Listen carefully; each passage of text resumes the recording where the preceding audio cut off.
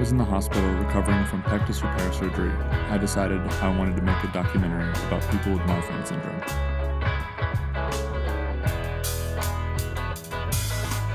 Over the course of a year, I went on a journey meeting people who changed my life forever. A comedian who overcame public insecurity. We're so excited that there's a girl on Last Comic Standing and she's following her dreams in a way that a lot of the kids maybe didn't really think was an option. A singer who overcame a collapsed lung. I wear my shirt open all the time on stage. I used to be so nervous about that stupid chest cavity. Once you embrace it and you use it as your weapon,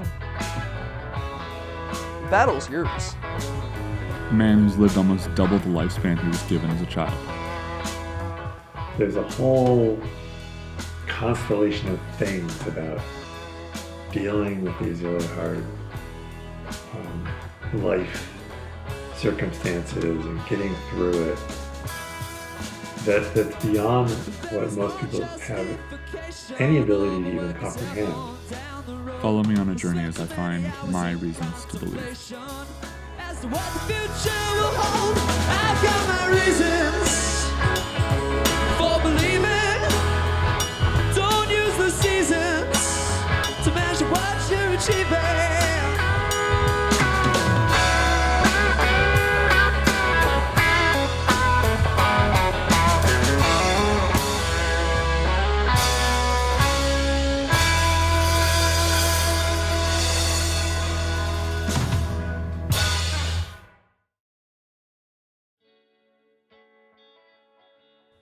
So, going from one coast to the other, a few months later I went and visited Andy and Katie. Andy Erickson, who is a pretty well-known comedian. She was on Last Comic Standing and won second place a few years ago. She has Marfan syndrome. And then her best friend, Katie Lasky, who does not have Marfan syndrome, but comes to every Marfan conference and works with Katie to do motivational speeches and comedy shows and things to make the community laugh. The first night I got out there, as soon as I got there, I got to go see her perform at the UCB Theater, which, even if you're not a big comedy fan, you might have heard of. Before the show, Andy and I got to hang out and kind of walk around the theater, and I got to get to know her because, when Andy's at conference, she's kind of a hot commodity. She's the comedian who was on Last Comic Standing. I had gotten to speak with her, but this is the first time I got to sit down and know her as a person. And I can tell you that that was an experience that I would not trade for the world.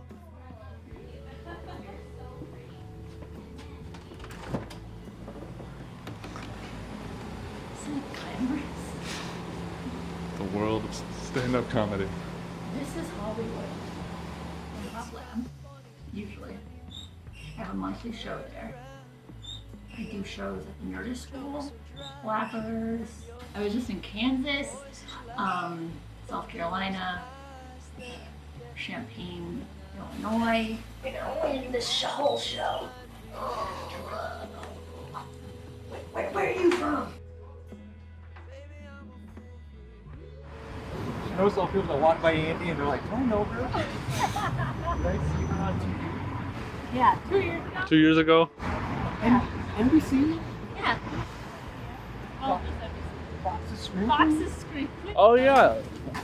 But I had Marfan syndrome in the show. Oh really? On Screen Queens, yeah.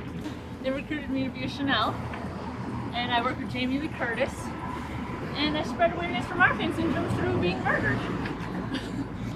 I admit it, I'm a bad driver. Yeah. I'll admit it. Because most people don't, and I've actually taken driving classes. Oh. I hired someone on Craigslist to drive me around. Yeah, they came, well, not Craigslist, it was like a Craigslist driving company. They drive over, you get into their car, and they let you drive their car. And you drive around and you get used to it, because I didn't want Alex to have to deal with that. So you hired a stranger. I hired a stranger. So you could ruin their car. Like, yeah. And it was great. I went driving around, and I'm like, oh, use your blinker. And I was like, yes, I love my blinker. Actually, when I passed my driving test, the guy who administered the test was like, technically you have enough points to pass, but I don't recommend you drive. I'm just bad at it. I have really bad eyesight. And it turns out that's most of driving is seeing stuff. Oh man. $60. 150 shots. 3 looks. Oh, I got 3 looks. I made Marfan syndrome a part of my life in a way that is like positive and life affirming, and it brings so much joy. Like I didn't really even know about the Marfan Facebook group, and I'm in there now, and I just love seeing all the people who have Marfan syndrome, and I love talking with them and sharing jokes with them, and I love incorporating it into my act. Like I have jokes now where I talk about my big hands, and people love it. It's just these are just my hands, and it's things like growing up. You just spend so much of your life like people always wanted to see my hands, but now it's like I'm getting paid to show people my hands. The first comic we have on the show is awesome. She was in the top 5 of Last Comic Standing, which is a TV show. You might know of it. Please give a warm welcome for Andy Erickson.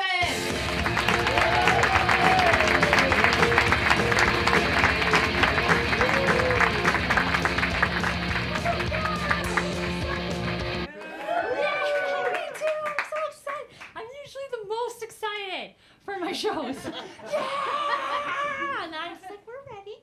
And it's like these silly things that like, having back surgery was not pleasant. It was very difficult. Like I missed out on college.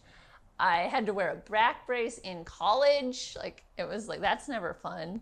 Even middle school stunk too, wearing a back brace in middle school as well. But it was like this pain, and now I'm turning it into just happiness and silliness, and showing people that it's you get through it. I guess before I get out of here, I like to spread awareness. I have a heart condition called Marfan syndrome. I just like to share some of the signs, because knowing the signs can save lives. Yeah, maybe you have a heart condition. Yeah! So some of the signs are having big hands. Like, look at that. Holy buckets. Someone just took a picture. It's great. Big hands. You think that's crazy? Look how big my peace sign is. I know. But another sign is I have a scoliosis, right? And growing up, it was always awkward. I hated having scoliosis. My mom was like, well, you know what? Guys like curvy girls. I'm like, oh, thanks, Mom. Ooh, yeah, I'm so curvy.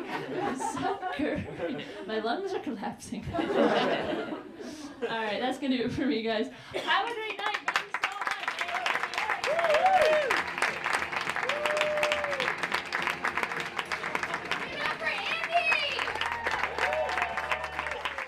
Getting to go and film her performance and see her embrace her persona to, show her peace sign on stage, and people were taking pictures, and to just be unapologetically her as her passion was incredible.